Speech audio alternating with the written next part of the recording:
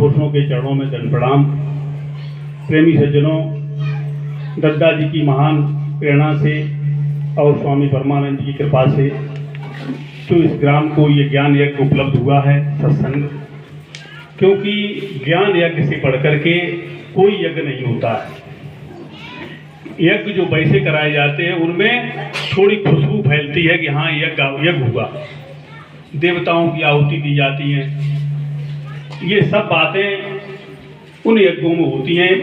लेकिन इस ज्ञान यज्ञ को सर्वश्रेष्ठ यज्ञ भगवान कृष्ण ने कहा, ज्ञान यज्ञ सर्वश्रेष्ठ है। क्योंकि ये मस्तिष्क जितने हमारे आप भी हम लोग जितने यहाँ बैठे हुए हैं, ये सबके वचन जो होते हैं सबके मस्तिष्क में पहुँचते हैं। और एक वचन भी अगर हमारी समझ में आ गया तो हमारा जीवन बदलता है। जाने कौन हवा का पाला जीवन सफल बना जावे, जाने कब कोई हत्यारा बाल्मीक बन जावे, कब कितनी जल्दी हमारा बदलाव हो जाए हमारे जीवन का। तो ये बदलने की प्रक्रिया जो है इस सत्संग में होती है। देखिए, एक ही बिंदु है, एक ही चर्चा है कि विषय है आत्मज्ञान का। हम जो बाहरी पूजा करते हैं, पहले थोड़ा सा विचार करके देखें कि जितने संत महापुरुष इस संसार में हुए हैं, अवतार हुए हैं, सबने देवियां हुई हैं, सबने बैठ करके साधना की, ध्यान किया, और सबके फोटो भी लगे हैं। इनको देखते हैं, उनका तेज ऊपर दिखाई देता है। हनुमान चालीसा कहते हैं कि आपन तेज संभारो आपन तीनों लोग हाथ से कांपे। अपने तेज को संभालने की बात हनुमान चालीसा में भी कही है, वेदों में भी है, आत्मज्ञान के बारे में कहा है, पुराणों में, उपनिषदों में सब में आत्मज्ञान की चर्चा की गई है। और गीता में भी कहा गया है कि हे अर्जुन, जो मुझे तत्व से जानता है यथार्थ वही जानता है, जो मुझे तत्व से नहीं जानता है वो मुझे यथार्थ में नहीं जानता, यानी वास्तविक रूप से हमें नहीं जानता है। तो जो जानना है, जिसके विषय में आज सत्संग था, जानना क्या है? जानना है जो मेरे अंदर है चेतना, वही एक चेतन देव जो हर घट में जो निवास करने वाला है, हर घट जो है हम आप सभी जिसकी चेतनता से चेतन है, जिसके ना रहने पर हम अचेतन हो जाते हैं, उस चेतन सत्ता को जान लेना ही ज्ञान है। अपनी आत्मा को जो जान लेता है और जान करके जो भजन करता है, वास्तव में उसका जीवन सार्थक हो जाता है, उसका जीवन धन्य हो जाता है। और नहीं तो ऐसे ही जीवन चला जाता है कि बहुत होशियार लुटाए गए, नहीं साबित को इलाज बची। जो अपने को बड़े होशियार समझते थे, बड़े बुद्धिमान समझते थे, लेकिन आत्मज्ञान बिना नर भटके, क्या मथुरा क्या काशी, सब जगह भटकते, लेकिन जब जिसको आत्मज्ञान नहीं हुआ वो अधूरा रह गया। कस्तूरी कुंडल बसे मृग ढूंढे बनमाई, ऐसे ही घटघट नाम है मानुष जानत नाई। ये कस्तूरी जैसे हिरण ढूंढता है बाहर, इसी तरह से हमारे आपके अंदर जो आत्मा है वो हमारे आपके साथ में है। लेकिन हमारा दुख का कारण क्या है? दुख का एक ही कारण होता है कि मेरे साथ होते हुए भी हम उस आत्मा को जो जान नहीं पाते, हम उस आत्मा से हमारा जो परिचय नहीं हो पाता है, इसलिए हमारा अधूरा काम रह जाता है। मेन काम होता है, मुख्य काम होता है हमारा अपनी आत्मा से परिचय हो जाए।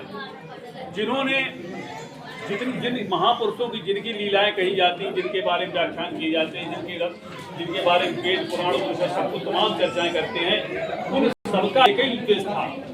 सनातन धर्म की जो बात आती है, सनातन धर्म का मूल मंत्र है आई एम और मैं आत्मा हूँ, मैं आत्मा हूँ। ये सनातन धर्म का मूल मंत्र है। जो इस मूल मंत्र को जान जाता है, वास्तव में वही सनातन को मानने वाला है। सनातन माने पुरातन, जो आज से कोट नाम संसार में जा से मुक्त न हो, आद नाम जो गुप्त है जाने बिरला कोई। आद नाम गुप्त क्या है? आद नाम गुप्त है हमारे इन सभी शरीरों में चलने वाले, फिरने वाले, रेंगने वाले, उड़ने वाले सभी का किससे चलते हैं? बल से, ताकत से, शक्ति से।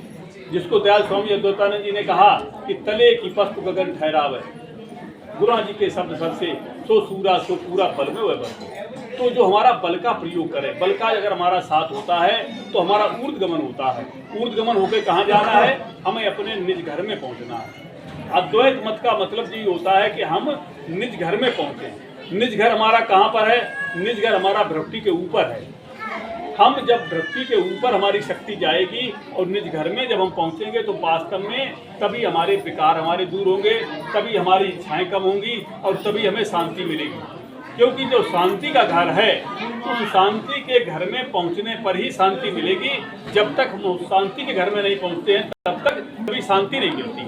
और खोज शांति की पशु पक्षी जीव जंतु सभी शांति खोज करते हैं, लेकिन खोज शांति की करते हैं कि शांति मिल जाए। शांति कहाँ पे है? शांति हमारे निज घर में है। हम शांति की जगह जो हमारी शांति की छूट गई है उस जगह से हम भूल गए, क्योंकि अखंडित थे।